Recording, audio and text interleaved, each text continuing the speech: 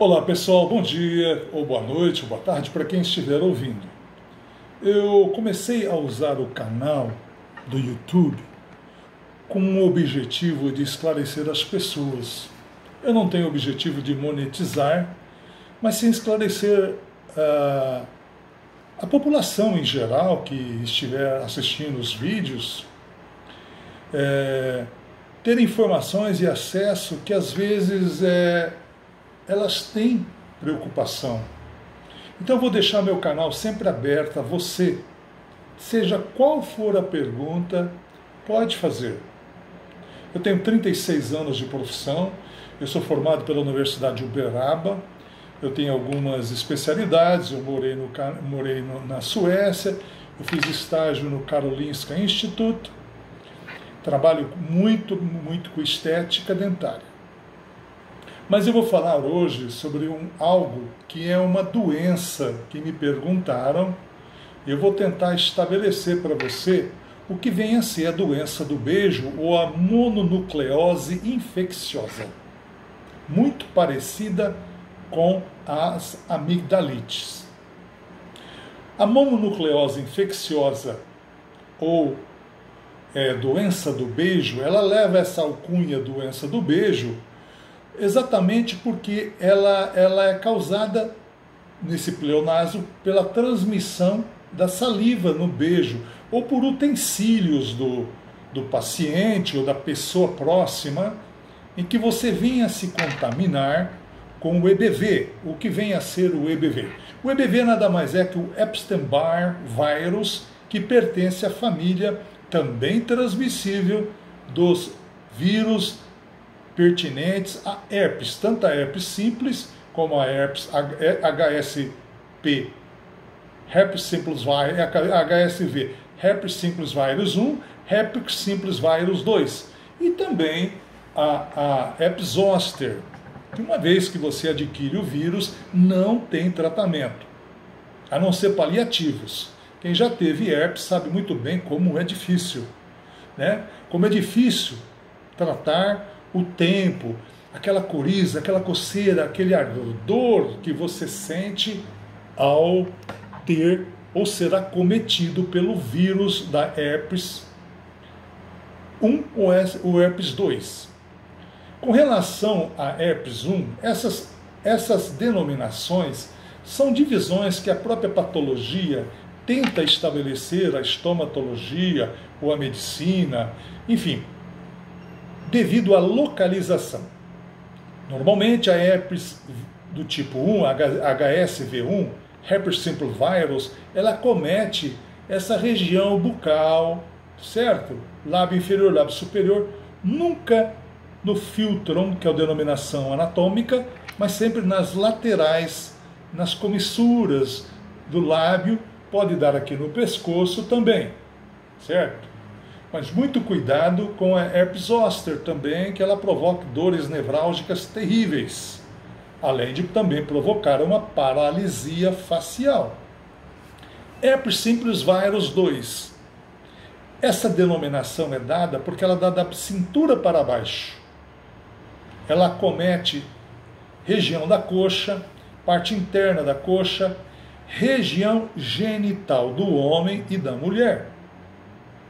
Uma vez que você é contaminado com o vírus, não tem vacina contra o vírus da herpes 1, herpes 2 ou herpes zoster. Uma vez você adquirido, você terá que conviver com isso. E nos episódios como muito sol, diminuição da resistência e outros fatores que no final do vídeo eu vou falar para vocês como você aumentar a sua resistência para evitar essa reincidência do vírus, porque eles ficam, vamos colocar assim de uma forma simples, eles ficam quietinho ali nas regiões dos gânglios, dos troncos nervosos. Bom, então vamos lá. Mas eu estava falando da mononucleose infecciosa ou doença do beijo, que é denominada mononucleose infecciosa, e ela recebe o nome de HBV devido à denominação do vírus, que é o Epstein-Barr virus. Quais são os sintomas? Como tratar? O que o paciente sente? Bom, uma vez você contaminado, você pode, a partir de alguns dias, apresentar, né, as manifestações clínicas e patológicas da doença do beijo. Ou ela pode ficar incubada durante um bom período de tempo, principalmente nas crianças que são acometidas, elas adquirem uma resistência, adquirem anticorpos e conseguem, por se tratar de um vírus, não manifestar. Mas o que está ocorrendo é que essa patologia, a doença do beijo ou a mononucleose infecciosa, está ocorrendo muito nos níveis de idade entre 24 a 30 anos. Sabe como é que é? Todo mundo gosta de festas, hoje está muito legal, hoje ficar, né? Festas de peões, festanças, e todo mundo sem querer toma uma bebidinha e esquece que beijou alguns ou algumas. Ninguém tem proibição de fazer isso. Uma vez inoculado com o vírus e ele começa a manifestar as sintomatologias, você irá sentir, primeiro, um cansaço exagerado. Um cansaço... eu vejo clientes aqui no consultório que chegam, que são confundidos com amidalite, justamente porque ele parece, desculpe-me, com amidalite. Nas amígdalas ou na região da orofaringe aparece uma região com pus. E o diferencial para você saber é um exame laboratorial, ou se você der, como a grande maioria faz, farmacêuticos, achando que é uma amidalite, passa amoxicilina. E a amoxicilina, uma vez que o paciente tenha a mononucleose infecciosa ou HBV, ele começa a aparecer na pele, no corpo, rachos cutâneos, aqueles vermelhões que dá, parece que a pessoa ficou totalmente alérgica. Tenha certeza que isso é um sinal forte de que você não está com amidalite. Eu digo-lhe que é bastante confundido com as amidalites.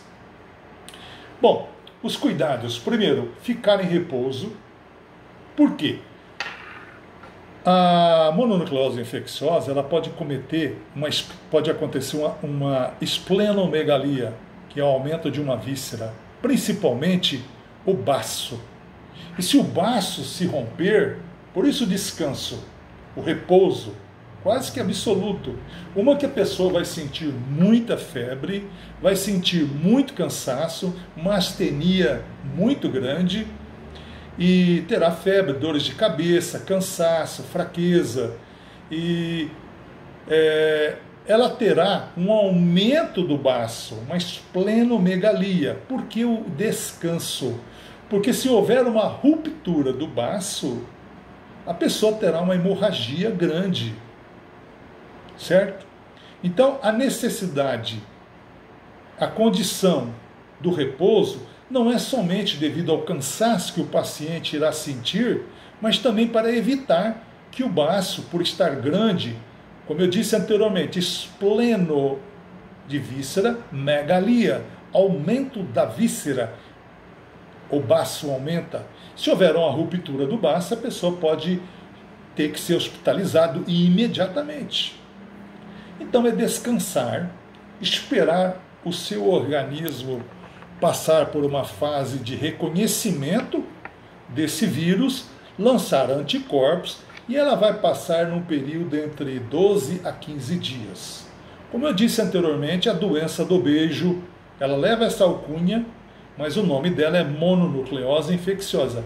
Ela requer do paciente apenas uma coisa: descanso, ficar em casa, repousar, se alimentar bem, ficar calmo e esperar. Algumas pessoas que chegam no meu consultório com quadro de amidalite, eu procuro investigar muito bem, porque eu procuro fazer uma uma análise pregressa de tudo que aconteceu antes, para saber do paciente o que aconteceu nesse período. Porque a análise diferencial tem que ser feita. Muitos casos de pacientes acometidos pelo HBV, ou a mononucleose infecciosa, ou a doença do beijo, como eu disse anteriormente, eles são parecidos, muito parecidos com a amigdalite. Porém, ele é causado pelo HBV, o HBV, que é o Epstein-Barr virus. Não é uma amigdalite causada por bactérias, é um vírus. Ah, doutor, tem tratamento? Tem tratamento sintomático apenas, né? Não há tratamento porque se trata de um vírus, não tem vacina para o HBV. É como para herpes, a herpes simples, que dá na região labial, herpes S2, que dá na região genital, coxa também, até nas nádegas chega ao paciente apresentar. O tratamento, no caso do HBV, você deve ficar em repouso, para que o organismo tenha condições de se restabelecer dessa patologia causada por um vírus, como eu disse anteriormente, que é o vírus HBV. Uma pergunta que me fizeram é: como eu aumentar a minha resistência? Desde que eu sou acometido por uma amigdalite, que pode ser confundido como HBV, que é a doença do beijo, como eu devo aumentar a minha resistência? Bom, em primeiro lugar, eu não posso prescrever medicações aqui, mas eu posso aproveitar o gancho, né, de cursos que eu fiz, de cursos que eu faço. Primeiro, se alimentar bem. Comer bem não significa ingerir muito alimento. É saber se nutrir com substâncias boas que contenham vitamina C, complexo B. Uma coisa que eu passo para pacientes que apresentam-se no consultório com o vírus da herpes, ou o vírus S2, S1, o HBV, que é o Epstein-Barr virus, doença do beijo, ou outra patologia virótica ou viral, eu, além de melhorar a alimentação do paciente, eu passo para ele o Leucogen, 80 miligramas, né, de um determinado laboratório, chama-se Leucogen. Eu passo para ele tomar um comprimido de 80 miligramas por dia durante 3 meses. O Leucogen é um modulador, é um imunomodulador. Ele é retirado do timo do boi e você aumenta a resistência com a ingestão, né, desse medicamento, que vai melhorar a tua resistência. Ah, doutor, eu faço uso de outra substância, me alimento bem. Ótimo! Você se alimenta bem, procure aumentar o nível de substâncias como suco de laranja, suco de acerola. Tudo que é cítrico vai aumentar a sua resistência. Mas se você quer aumentar a sua resistência de uma forma bem rápida, eu preconizo para os meus pacientes, sem a menor dúvida, o Leucogen do laboratório Axé. Não sou representante da Axé, mas é um excelente laboratório. Eu recomendo o imunomodulador Leucogen, um comprimido de 80 miligramas durante 3 meses. Isso aumenta a resistência, ou aumenta a tua capacidade de você não ter surtos do vírus da herpes simples, do HS1, do HSV2, e também você que apresenta muitos casos de amigdalite.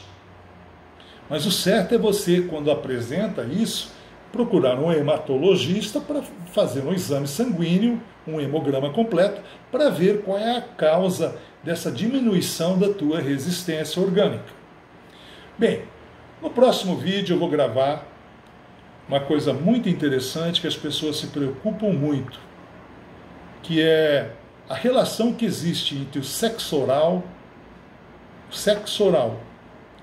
e o HPV que provoca câncer. O HPV é um dos vírus que causam o maior número de mortes por câncer de útero e que hoje está comprovadamente relacionado com o câncer de orofaríngeo, de acordo com o Hospital AC Camargo. No próximo vídeo eu vou falar sobre esse assunto. Eu gostaria que você deixasse seu like, porque eu estou iniciando, eu não quero monetizar no meu vídeo, mas assim informar a população. Deixa seu like, deixa sua pergunta, eu terei um imenso prazer em responder a você. Um grande abraço, fique com Deus.